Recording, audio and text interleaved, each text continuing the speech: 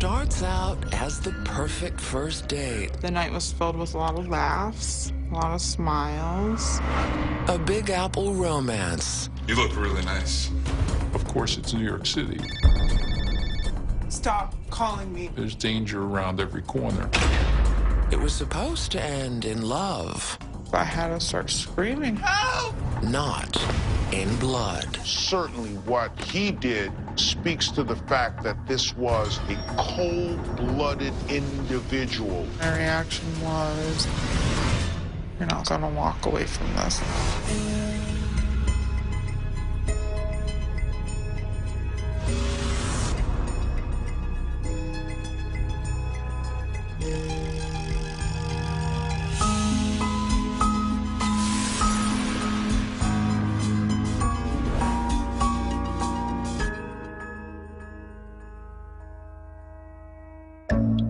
New York City, a romantic mecca where the sky's the limit for love.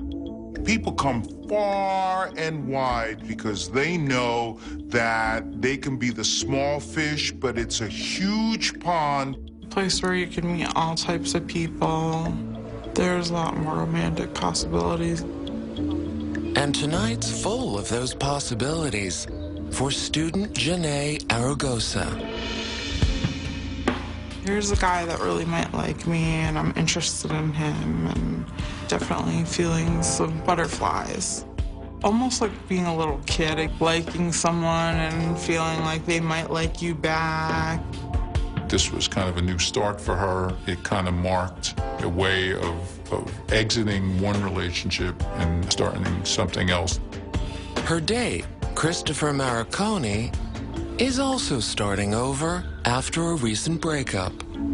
Chris and I had known each other for a week, and I'm sure that he had similar feelings with the butterflies. So it's been a week since they first met, and now is the moment of truth. Is that attraction still gonna be there? Hey, Hi. you look really nice. Thank you. And immediately, they do have a connection. When he saw me, he just smiled, and you could just tell in his eyes. He was happy to be there. And also happy that they met.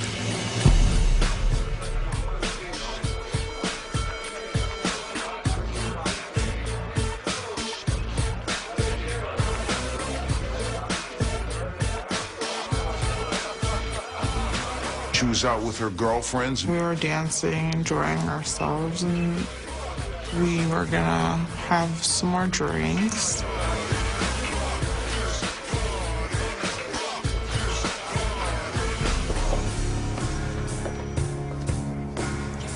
Two martinis.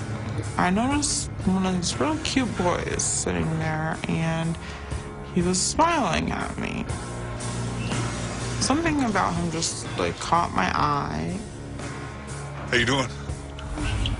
Hi, I'm Chris. Janae. Janae. Nice to meet you. Nice to meet you. I think he was just being friendly. He had a smile that caught everyone's attention, but also his personality, definitely. He was just so friendly. It's a little loud. You want to go grab a cigarette? Sure. Come on. So where are you from? Upstate? I'm from Westchester. Oh, not too far. No, that's not too far. Certainly, Chris appeared to be a nice guy. What are you doing in the city? So I'm just thinking, why is this guy so nice? Like, do nice guys exist? Can't blame her for wondering. After all, someone in her past was far from nice. She only hopes this nice guy is no fluke. Come on in. Oh, sure.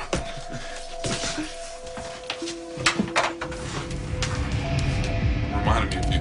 Do you. Really? I didn't have any reservations about inviting him. Speakers behind you. Oh, I can plug it in? Yeah. All right. So we're hanging out, having some drinks. and he was playing his music for me. Chris was so friendly and so gentle. He just didn't put off any kind of vibe that you would need to feel concerned about. We should probably get going. Oh, yeah. The potential for the future for us to develop a relationship as boyfriend and girlfriend, it definitely was there.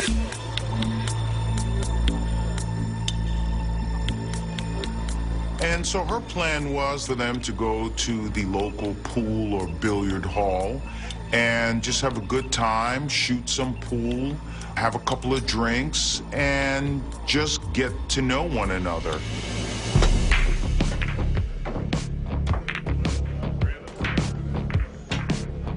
Chris was better at playing pool. Sure. I would try to line that up right with that pocket. And he was definitely more interested in teaching me.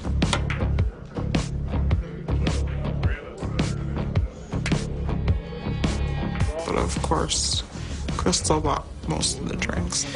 Such a gentleman. I'll be right back. But, of course, it's New York City. There's danger around every corner. Baby, I want To split. We were there for a while, and we're just getting tired. So we left to walk back to my apartment. I'm sure somewhere in the back of their minds they realized they were leaving a pool hall at 3 in the morning. Whether it's Greenwich Village or uptown where Janae and Chris were walking, you're going to be cognizant of your surroundings. It's still a big city. I felt protected when I was with Chris. I felt caught up in the moment in our own little bubble. Along with that excitement comes the danger and the vulnerability, because you never know who may be lurking or who might even be stalking them. I didn't really consider that anything could get in its way. Sometimes the most romantic kiss can turn deadly.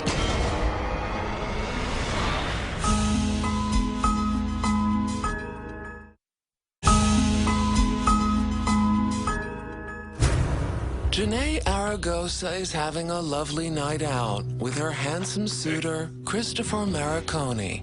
The night was filled with a lot of laughs, a lot of smiles.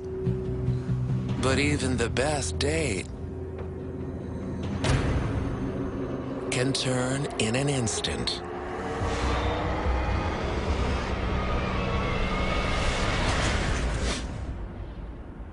Do you have a dollar on you or coins by any chance? Christopher's self-confident. He's not thinking about the danger that can be out there. Chris was the kind of guy who was so generous with his money. Back at her apartment, why not end the night memorably? We kissed a couple times. He was a really good kisser. Just made me really happy that I'd finally found someone who I could really relate to and who was the kind of gentleman that I was looking for. But another man is looking for Janae. I'm sorry. Give me a second, I gotta take this. Sure, go ahead.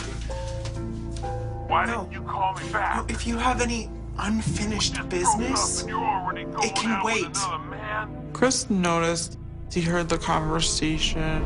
Stop calling me. I'm busy. You can imagine she's thinking, uh-oh, my perfect date is now not going so well. What the hell? Christopher's thinking, wait a minute here.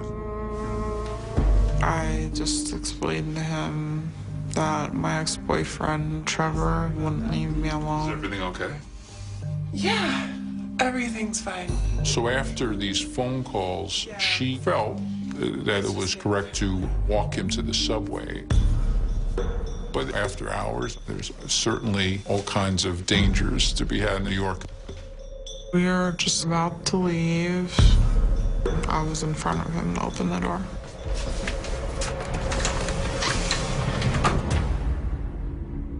I saw my ex-boyfriend, and he forced his way into the room. Who's this guy right here? Her ex-boyfriend, Trevor Frederick. He just started screaming and swearing. What are you doing What the hell is going on here? Who are you? Huh? Why are you in my girl's house, man? His eyes were like bulging out of his head. Huh? My reaction was, you're not gonna walk away from this. Who is this guy? Why is he in your house? Is going nowhere. And Janae's not surprised. After all, she's been trying to get rid of him for the last 6 months. Trevor would do anything and everything he could to stalk me and find me. I would get off the subway and he would show up at my school. I would walk out my building and he'd be sitting on the stairs waiting for me. I would have anonymous calls calling me a million times. And that voicemail she got from him a week earlier, it was actually a threat. I hate you. I really hate you. If I'm going down, you're coming down with me. I'll find you, baby. I'll find you. And it seems he wasn't bluffing. Never want to see you again. If you don't leave, I'm calling the cops. What? Her reaction was to call 911. So she reached for the phone. But Trevor ripped the phone cord out of the wall. I tried to kick him, but he stepped backward and his eyes were going crazy, like a monster. And he swung at me.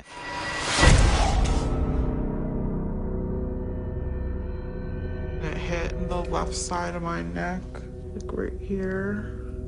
It felt like I was electrocuted, and then I lost consciousness.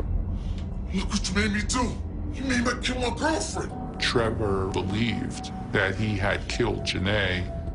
You gonna pay for this. No. You gonna pay for this. Just relax. It wasn't me. Just calm down. Just take it easy.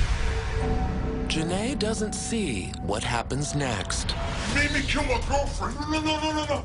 There was no way for Chris to possibly get past the ex-boyfriend, and he certainly risked being stabbed himself if he tried. So the only avenue of escape was the window. 5 stories up. Chris has one last chance.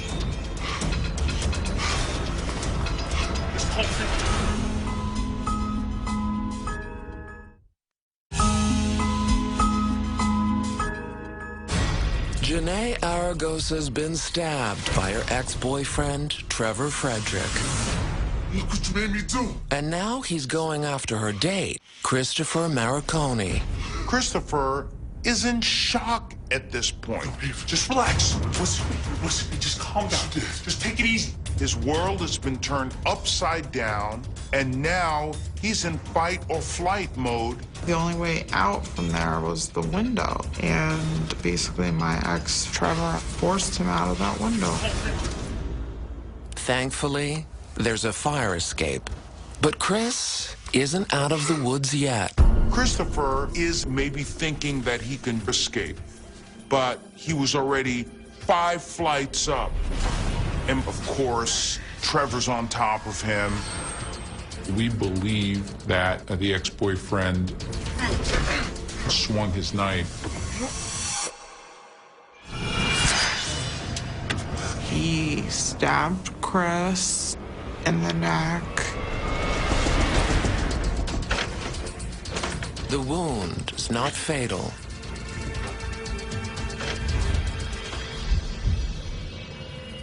Janae comes to with no idea what's happened. I couldn't move my entire body.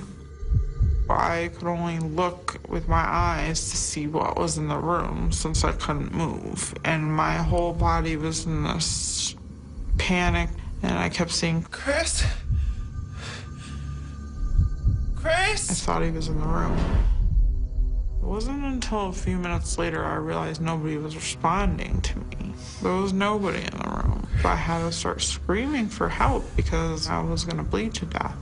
Help! A neighbor enters the room and was able to basically save Janae's life. Oh my God!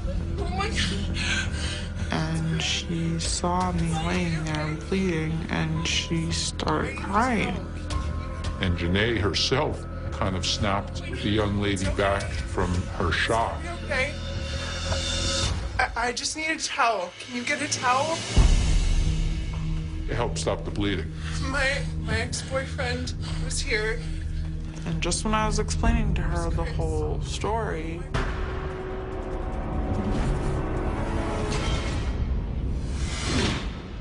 Speak of the devil. Hey, what happened? Everything okay? Son of a bitch! You stabbed me! Janae can't believe it and goes out of her state of shock to one of rage. I'm gonna kill you for this! I was just absolutely flipping out. And I hadn't even known about what happened to Chris.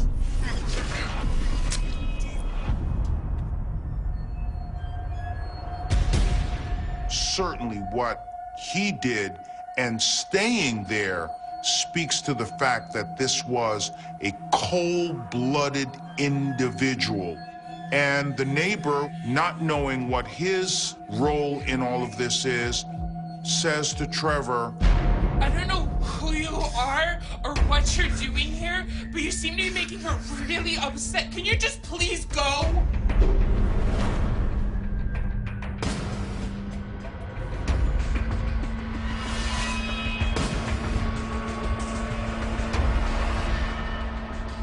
Trevor could have killed her.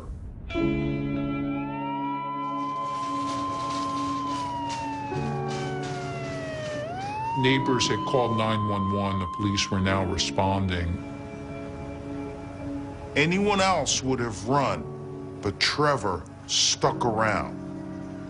Hey, what are you doing over there? So as he was lurking in the shadows, a police officer noticed him Let me see your hands. Show me your hands. and also noticed that he had blood on his clothes and blood on his hands.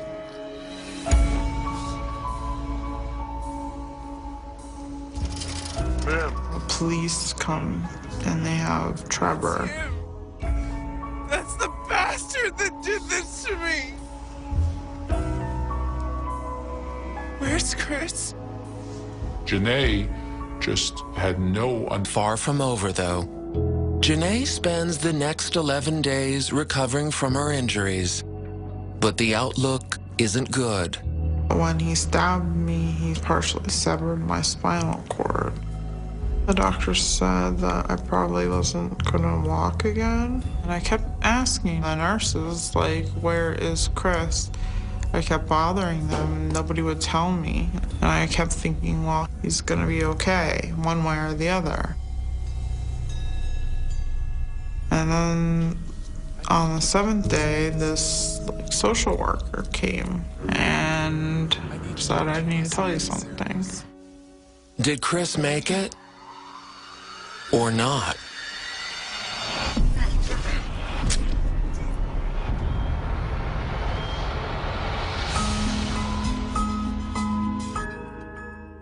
For exclusive footage, go to investigationdiscovery.com.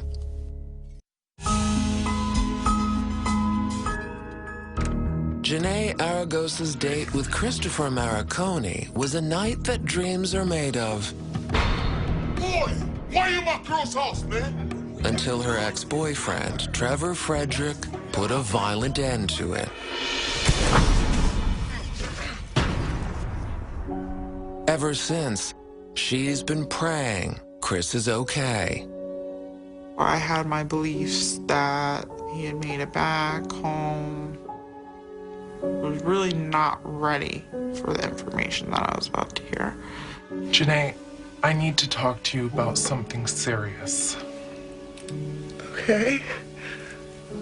What?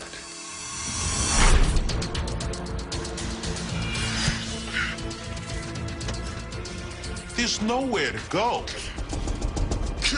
What is Christopher to do? And somehow, whether pushed,